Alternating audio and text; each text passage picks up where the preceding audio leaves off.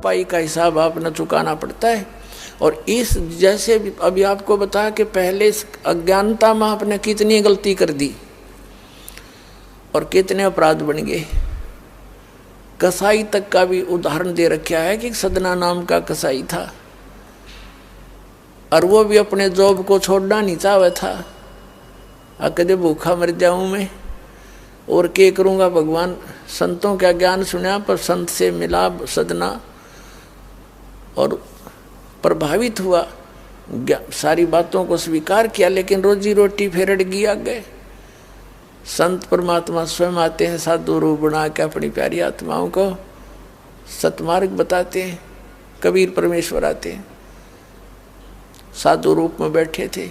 तो सदना कसाई ने सत्संग सुना, परमेश्वर जो संत रूप में आए हुए थे कबीर जी, बड़ा प्रभावित हुआ, अपने कर्मों की तरफ झांका और कहा भगवान मैंने तो नाश कर लिया, क्या मेरा भी उद्धार हो सके गुरुदेव, हे महात्मा जी। तब संत ने कहा, संत रूप में परमात्मा विराजमान थे, कहने लगे भाई आगे पाप करो ना और पिछले माफ हो जाएंगे, इस भक्ति साधन से मैं बताऊंगा ऐसे।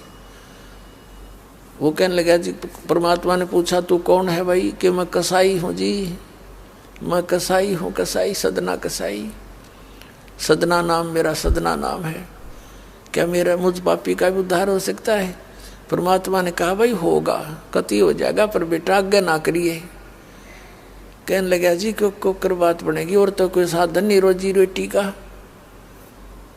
परमात्मा संत जी ने कहा, परमात्मा संत रूप में बैठे थे, बेटा पेट में भगवान ने पाला तू, जब कौन रोटी लेकर जाया करता तेरी, कौन पहुंचाता था, और माँ के गर्भ से बाहर आते ही माँ के सतन में दूध दे दिया, उससे पहले दूध नहीं था, तो क्या अब वो तेरी संभाल नहीं करेगा।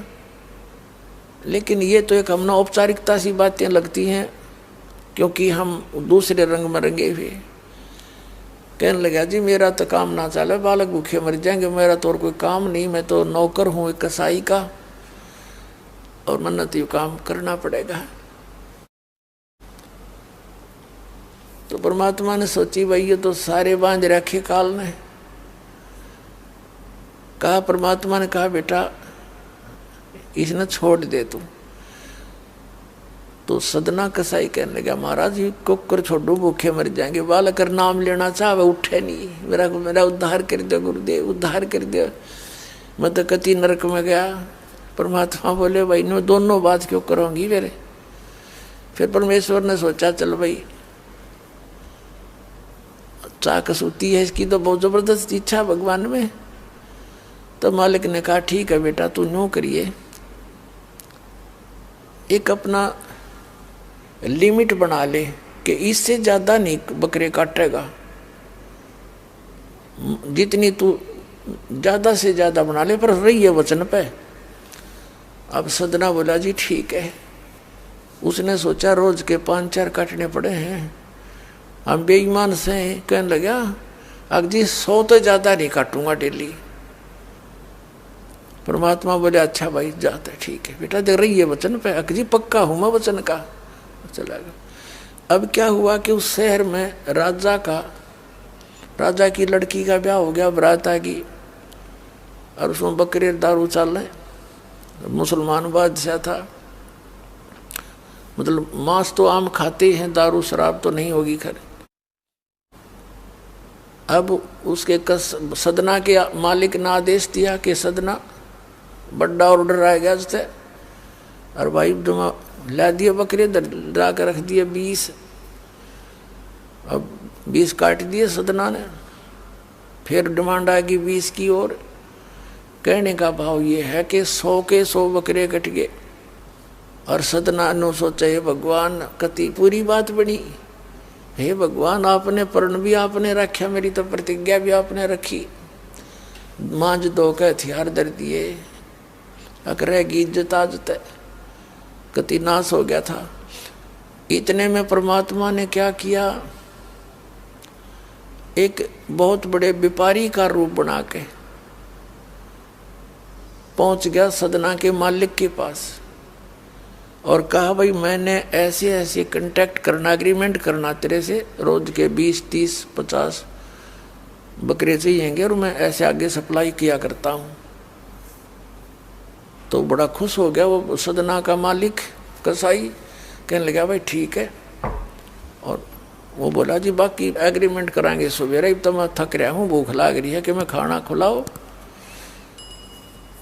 और बढ़िया बढ़िया स्वस्थ बकरे का मांस बनवाना।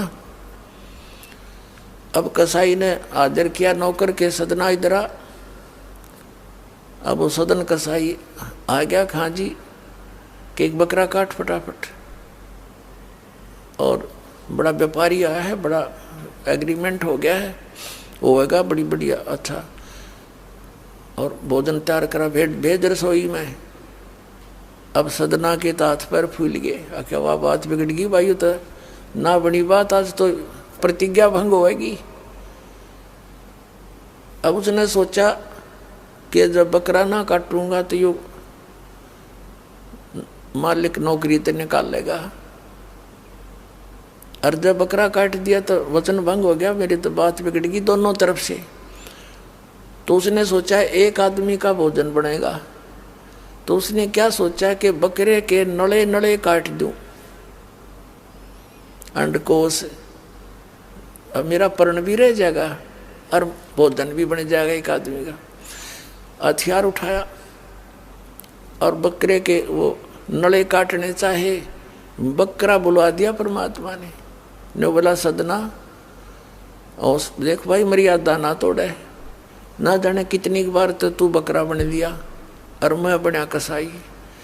और देखियो मैंने तेरे गल काटे हैं, तेरे को ऐसे नहीं काटा जैसे तू काटने जा रहा है। अब सारी रात तड़प कर मरूंगा मैं, तन्ने भी फिर मैं ऐसे ही काटूंगा तेरे को, ये देख लेना। अब बकरा किस सदना किसके बकरे काट रहा था, हाथ मत कर छूट गई, कप्पा खड़ा खड़ा बकरा बोले ना, कटर बैठ गया रोए। मालिक ने बाट देखी, रसोई में आवाज लगाई, रसोई से संदेशा गया जी अभी तक आया नहीं, मटेरियल पदार्थ नहीं आया, बनाऊं क्यों कर। खुद मालिक गया, सदना से कहा कि सदना क्या करा तूने, काटा नहीं बकरा। मैं नहीं काटू मालिक, मैं नहीं काटू। उसने सोचा ये तो दुश्मन है, ये प्रसन्न नहीं है मेरे इस एग्रीमेंट से, ये काहे का नौकर है। अब ला तू नहीं काटे ना, ला मैं काटू। उठा गुस्से में सदना के दोनों हाथ काट दिए उस कसाई मालिक ने, अरे एक मारी लात करते पार काट दिया। अब जैसे अभी ट्रीटमेंट वगैरह करा करो का, महीने 2 महीने रो पीट कर उन्हें सोची क्या करूं भाई। उसने सोचा चल पड़ी यहाँ से। उस संत ने कहा था मैं वहां जगन्नाथ के मंदिर में रहता हूँ, वहां आ जाना। उस जगन्नाथ के मंदिर की तरफ चल पड़ा कि भाई परमात्मा ने जब इतना चमत्कार दिखाया है, बकरा बोलिया, इसे बुंडे काम ना मैं तो कद्दे भी ना करूँ, मरवा से जीवा से भूखे मरे। आदमी की कही तो ना जच्चे, पर वह तो सच्ची होगी, सामने तो जुल्म हो गया। यूँ तो बहुत बुरा जो है ना एक रूटीन है, यूँ नहीं करें भाई कति भी। संत साची कहे थे, वो उस दिन जच्ची उसके उस गुरुदेव के पास समाधान के लिए चल पड़ा। देख कहाँ तक बिजली गिरती है इस बूंदे कर्मों से, कैसे फिर जो मालिक परम संत की शरण में जा रक्षा कैसे होती है। अब वो चला जा रहा था, पहले सरपंच नहीं होते थे, नंबरदार होली सोली होता था गांव का, और 5-4 गांव में से एक गांव वाले व्यक्ति नंबरदार को विशेष और पावर दे देता था राजा, जिस वो दंडित भी कर सकता था अन्य किसी उनको। एक नंबरदार के घर पे रास्ते में जा रहा था, नंबरदार के घर पे रुक गया और कहा जी मैं रात न रुकूंगा, मैंने आगे यात्रा पे जाना है, जगन्नाथ में जा रहा हूँ। तो पहले धार्मिक वैसे तो आम व्यक्ति की बहुत इज्जत करता थे, अतिथि की। नंबरदार ने सदना को रोक लिया, रुक जा भाई, भाई रोटी खाइए, अलग से व्यवस्था कर दी, खाना खुना खा ठाठ तरह। अब क्या हुआ कि उस नंबरदार की पत्नी जो थी वो बैड कैरेक्टर थी, उसने सदना के साथ दुर्व्यवहार करने की चेष्टा की। वह रोने लग गया, माई मत महा दुखी व्यक्ति हो, रात काटनी है, काटन दे तो काट दे, न मैं भी चला जाऊंगा। तो उसने फिर शोर मचा दिया, अपनी बेइज्जती समझ के लोग इकट्ठे हो गए। अक्यों मेरी इज्जत का गाक बने था, पकड़ लिया और वहीं उस शहर के अंदर, साथ में ही शहर था, वहाँ ले गए। राजा था, वहाँ का नवाब था, उसके सामने उसको पेश किया गया। उसको सजा सुना दी कि इसको मीनार में चिन दो, भुगत कर मरे। इसको कितना नंबरदार ने इसको इज्जत से रखा और इसने धोखा किया, उसी के साथ पत्नी के साथ दुर्व्यवहार करने की चेष्टा की। और उसकी पत्नी ने गवाही दे दी, जी मेरे ऐसे ऐसे सतन पकड़ दिए इसने। अब मीनार के अंदर खड़ा करके मीनार चढ़वा दिया, बंद कर दिया। अकाब मर जाएगा, चिल्ला चिल्ला के रो पीट के। तब सदना ने अर्ज करी, है गुरुदेव मैं तो पापी आत्मा था, मुझे तो चाहे इससे ही बदतर मौत मार दो, लेकिन मुझे ये भगत कहे थे कि मंदिर में जावे ढेड इसे इसके गुरु होंगे, और ऐसा करता था ऐसा करता था। दाता आपके नाम पर बट्टा लग गया, तो मैं तो नीच था, तो इससे भी बुरी मौत मार देते। दाता इस भक्ति की इज्जत रखियो मेरे मालिक। इतना ही कहा था, वो सारा मीनार फट गया और ईंटें उन सरपंच के सर में लगी। उसकी पत्नी के दोनों सतन कट के वहीं गिर गए, खून चल पड़ा। और जिन्होंने ये संदेश सुनाया था, अन्याय का फैसला सुनाया था, उनके सर में ईंट लगी जा जाके। और देखा इतना आवाज हुई, आसपास सब भागे आए, देखने आए, और सदना के दोनों हाथ पूरे हो गए, कटे हुए नहीं रहे। बोलो सतगुरुदेव।